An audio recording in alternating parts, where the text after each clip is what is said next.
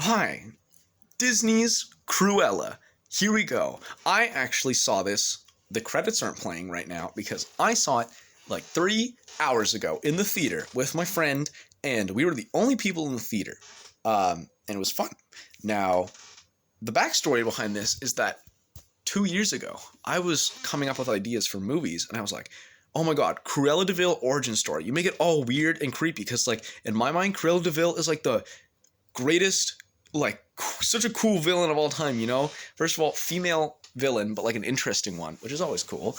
And she has like the weird hair. She's like this tall, skinny, creepy person, and she kills dogs to make fashion out of them. Like, what?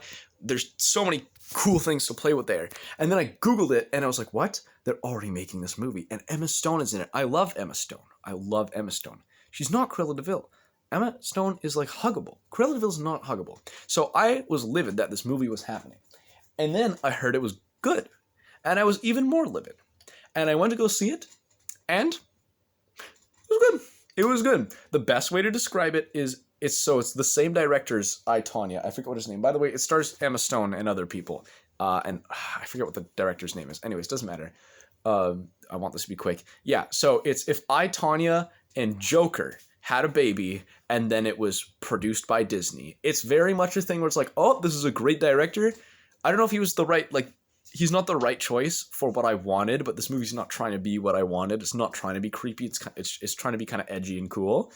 But this is the best it could have been, considering that any cool, edgy ideas have to be corporately just squashed and hammered and obliterated into this very neat, will not offend anyone PG-13 package, right? Like, it's not going, it actually goes like far for a Disney movie, but that's for a Disney movie. There's nothing actually weird in it.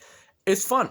It has this thing where the entire movie is set to like 70s music, but like literally almost every minute of the movie has a 70s music song playing, which made it like, normally I'd say like, oh, that takes away so much from the script because it's kind of all to the same vibe, but the script is like very light, so it's fine, and it's a Disney movie, so you know that people are gonna go check out all the songs and make $1 million.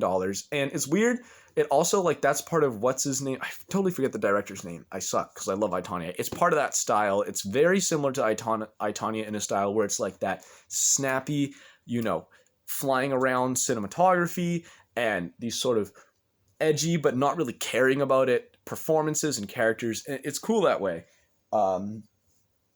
And that part of it is fun. Emma Stone is great. The actor who plays the Baroness, I'm sorry I forget her name, I just didn't feel like googling them. She's great. The premise is that Emma Stone is like a different girl who was raised in an impoverished background, and she's not like the other girls. The movie calls her a snowflake. And then she's into fashion, and she gets to work for this big fashion company, but then she makes like an alter ego, Cruella, to make her own designs, and they fight, and eventually it's like, oh, it was her mom the whole time and stuff. And it's fun. There are two characters. Cruella has two sidekick characters that are like really generic, and it's like fine. The sort of theme of the movie is like, whatever, if it was a different movie, it would have a really interesting, edgy ending. It doesn't. It just ends with like Guardians of the Galaxy, but not as good. Like, ugh. I'm bad now.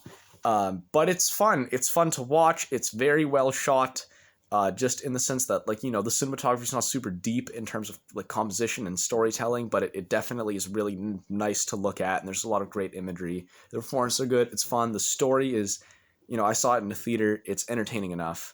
I honestly, you know, I even said I, Tonya and Joker, but Joker's more like the plot, and it's just like a worse I, Tonya. That's what it feels like, because I love I, Tonya. I think it's great. So go and see it if you're interested. If not, just go watch I, Tonya. I'll go give this a 5.5 out of 10. And like, okay, that sounds bad, but remember, for me, 5 is neutral, and like less than 5 is bad, and more than 5 is good. So it's a good movie. It's just not amazing. It's like 5.25, 5.5. It was entertaining. I do not regret my decision to see it.